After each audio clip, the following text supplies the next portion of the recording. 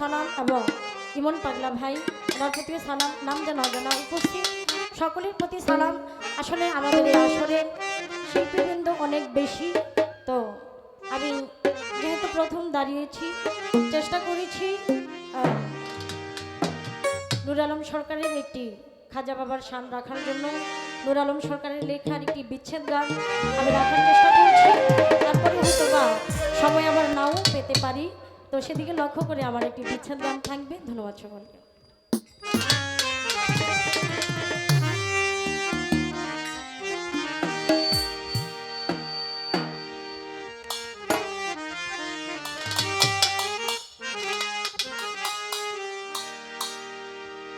আমি বুঝি তোমার চোখে